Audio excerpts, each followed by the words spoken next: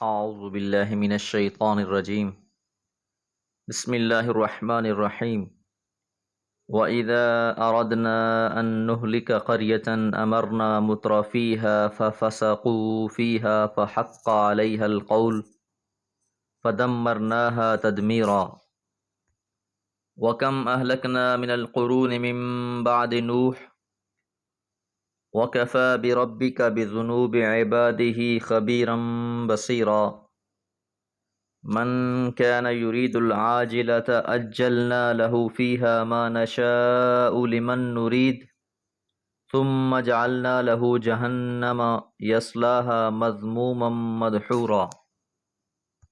سورہ بنی اسرائیل آیات 16 سے 18۔ وَإِذَا اور جب اردنا ہم ارادہ کر لیتے ہیں ان نہلک کہ ہلاک کر دیں قریتن کسی بستی کو امرنا مترفیہا ہم امر کر دیتے ہیں اس کے خوشحال لوگوں کو ففسقوا فیہا پس وہ اس میں فساد برپا کرتے ہیں۔ امرا کے ویسے معنی تو حکم دینے کے ہیں، لیکن ہر جگہ یہ اسی معنی میں نہیں آتا، بلکہ بسا اوقات کسی کو ڈھیل دینے، مہلت دینے کے مفہوم میں بھی آتا ہے۔ آپ کسی شخص یا گروہ سے افہام و تفہیم کی کوشش کرنے کے بعد جب تنگ آ جاتے ہیں تو کہہ دیتے ہیں افعلوا ما بدا لکم، جاؤ جو تمہارے جی میں آئے کرو۔ بظاہر یہ امر ہی کا صیغہ استعمال ہوتا ہے، لیکن اس کا مفہوم مہلت دینا ہوتا ہے۔ تو یہاں پر بھی مقصود یہ ہے کہ جب کسی بستی کے ہلاکت کا فیصلہ ہو جاتا ہے تو پھر ان کو مزید ڈھیل دے دی جاتی ہے، اور خاص طور پہ لفظ مترفین کسی قوم کے کھاتے پیتے خوشحال طبقے کو کہا جاتا ہے، چونکہ قوم کی باغ انہی لوگوں کے ہاتھ میں ہوتی ہے۔ اس وجہ سے سنت الہی یہی رہی ہے کہ حضرات انبیاء علیہ السلام نے اپنی دعوت میں اس طبقے کا خاص خیال رکھا ہے، کیونکہ قوم کا ایک بہت بڑا حصہ انہی کے پیچھے ہوتا ہے۔ اگر یہ لوگ مان جائیں تو باقی لوگ بھی مان جاتے ہیں، اور اگر یہ لوگ سرکشی دکھائیں تو بہت سے پھر کمزور لوگ بھی انہی کا ساتھ دیتے ہیں۔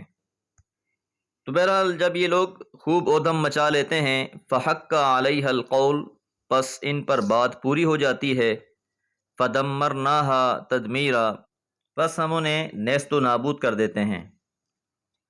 وَكَمْ أَهْلَكْنَا من القرون، اور کتنی ہی قوموں کو ہم نے ہلاک کر دیا، من بعد نوح، نوح علیہ السلام کی قوم کے بعد، وکفا اور کافی ہے بربی کا آپ کا رب، بذنوب عبادہ اپنے بندوں کے گناہوں سے، خبیراً باخبر رہنے کے لحاظ سے بھی، بصیرا اور دیکھنے کے لیے بھی۔ تو اللہ تعالیٰ ہی کافی ہے، جو بھی انسان اعمال کر رہے ہیں اللہ کو اس کا خوب پتہ ہے، خوب خبر ہے، وہ انہیں دیکھ رہا ہے۔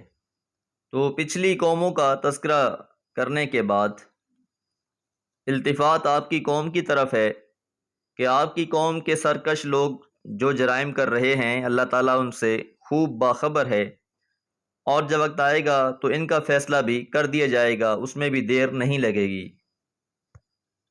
من کان یریدو، جو شخص بھی چاہتا ہے، العاجلہ جلدی کو، عاجلہ آخرت کے مقابلے میں ہے، تو جو شخص دنیا کا طالب ہے، عجلنا لہو تو ہم جلدی دے دیتے ہیں، لہو اس شخص کو، فیہا اس دنیا میں ہی، ما نشاء جو ہم چاہتے ہیں۔ عمومی طور پر جو لوگ انبیاء علیہ السلام کی بات نہیں مانتے تو اس کی وجہ دنیا کی چاہت، دنیا کا جاہ و جلال اور ان کا ظاہری مقام اور مرتبہ ہوتا ہے کہ وہ اس دنیا کو اپنی آخرت پہ قربان کرنے کے لیے تیار نہیں رہتے۔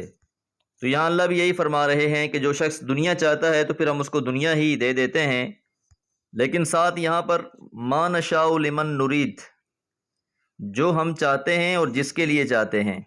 ان الفاظ پہ خاص طور پہ نگاہ رکھنی چاہیے۔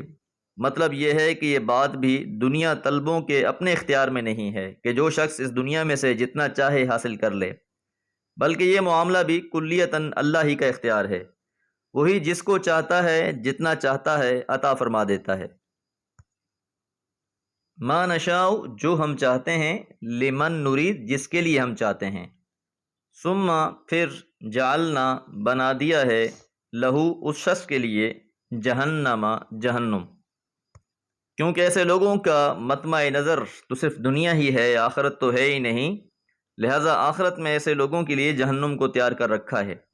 یصلاھا وہ داخل ہوگا اس میں، مذموماً ذلیل ہو کر، مدحورا اور دھتکارا ہوا ہو کر۔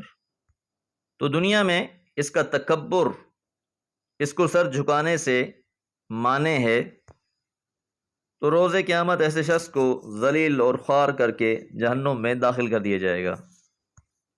دعا گو ہیں اللہ تعالی ہمیں عاجزی والی زندگی عطا فرمائے۔ وما علیہ الا البلاغ۔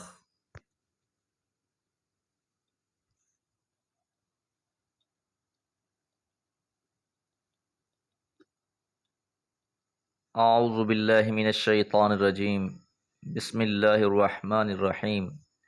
ومن اراد الآخرة وسعى لها سعيها وهو مؤمن فأولئك كان سعيهم مشكورا كلا نمد هؤلاء وهؤلاء من عطاء ربك وما كان عطاء ربك محظورا انظر كيف فضلنا بعضهم على بعض والآخرة اکبر درجات واکبر تفضیلا۔ سورہ بنی اسرائیل آیات 19 سے 21۔ پچھلی آیت مبارکہ میں ہم نے یہ بات جانی تھی کہ جو شخص دنیا کا طالب ہے ہم اس کو دنیا عطا کر دیتے ہیں، لیکن ہم جتنی چاہتے ہیں اتنی ہی دیتے ہیں۔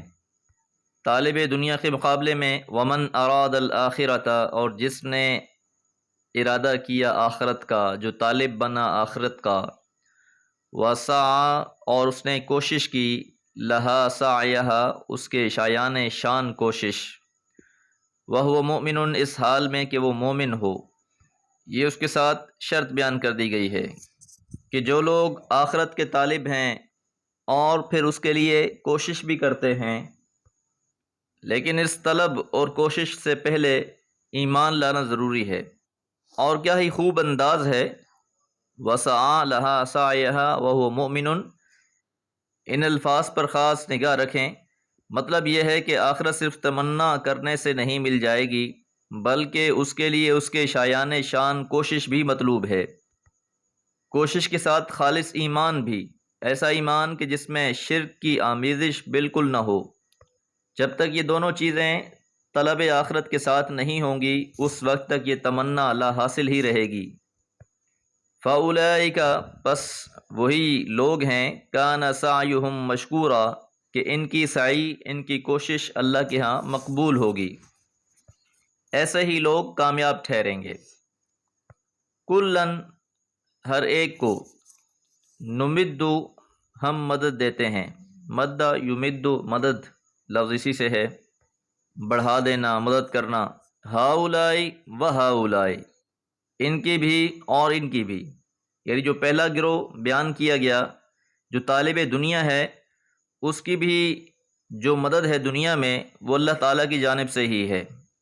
اس لیے من عطاء ربی کا، آپ کے رب کی عطا ہی ہے، ان کو بھی جو کچھ حاصل ہو رہا ہے وہ اللہ کی رضا سے، اللہ کی مرضی سے، اللہ کی مشیت سے حاصل ہو رہا ہے۔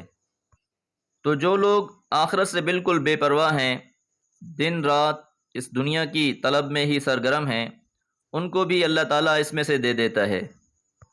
یہ نہیں کرتا کہ جس نے اللہ کو فراموش کر دیا، جس نے آخرت کو فراموش کر دیا، اللہ تعالیٰ اس کو دنیا سے محروم کر دے، ایسا نہیں ہے۔ اور اسی طرح جو لوگ آخرت کے طالب ہیں، ان کے مقدر میں بھی جو حصہ ہے اس دنیا میں سے اللہ تعالیٰ ان کو بھی عطا فرماتا ہے۔ وما كان عطاء ربک، وما كان اور نہیں ہے، عطاء ربک آپ کے رب کی عطا، محظورا کسی پر بند۔ تو دنیا میں کوئی بھی انسان جیسے بھی عمل کر رہا ہے، اللہ تعالیٰ اس پر دنیا بند نہیں کرتا، اس کو دیے رکھتا ہے، اس کا جو حصہ لکھ رکھا ہے اسے عطا ہو کر رہتا ہے۔ البتہ یہ دنیا فانی ہے، جو اس کے پیچھے پڑے اور اپنی آخرت کو خراب کر بیٹھے تو وہ بہت بڑی نعمتوں سے محروم کر دیے گئے۔ انظر دیکھو، کیف فضلنا کیسے ہم نے فضیلت دی ہے، بعضہم علی بعض بعض کو بعض پر۔ تو انسانوں کو اللہ تعالیٰ نے بعض کو بعض پر فضیلت دے رکھی ہے مال و متاع کے لحاظ سے، جس کو چاہا زیادہ دے دیا، جس کو چاہا کم دے دیا۔ تو یہ انسان کے اپنے اختیار میں نہیں ہے کہ وہ جتنا چاہے حاصل کر لے۔ وَلَلْآخِرَةُ اور آخرت اکبر درجات کے لحاظ سے بہت بڑھ کر ہے، وَأَكْبَرُ تفضیلا اور فضیلت کے لحاظ سے بھی بہت بڑھ کر ہے۔ تو جس طرح دنیا میں تفاوت ہے لوگوں میں، اسی طرح آخرت میں بھی تفاوت ہوگا۔ حدیث مبارکہ میں آتا ہے کہ رسول اللہ صلی اللہ علیہ وسلم نے فرمایا کہ جنت کے 100 درجے ہیں۔ اب یہ انسان جس طرح کی زندگی یہاں گزار کر گیا ہے، اسی کے مطابق اس کو وہاں درجات نصیب ہوں گے، اور یہ آخرت اپنے درجات اور مراتب کے لحاظ سے اس دنیا کے درجات اور مراتب کے لحاظ سے کہیں بڑھ چڑھ کر ہوگی۔ تو جو کوشش کرے گا اس کے درجات اور مراتب کو بلند کر دیا جائے گا، اور جس انسان نے اپنے آپ کو اس دنیا کی بھول بھلائیوں میں ہی ضائع کر دیا تو یقیناً ایسا انسان بڑے ہی خسارے میں ہوگا۔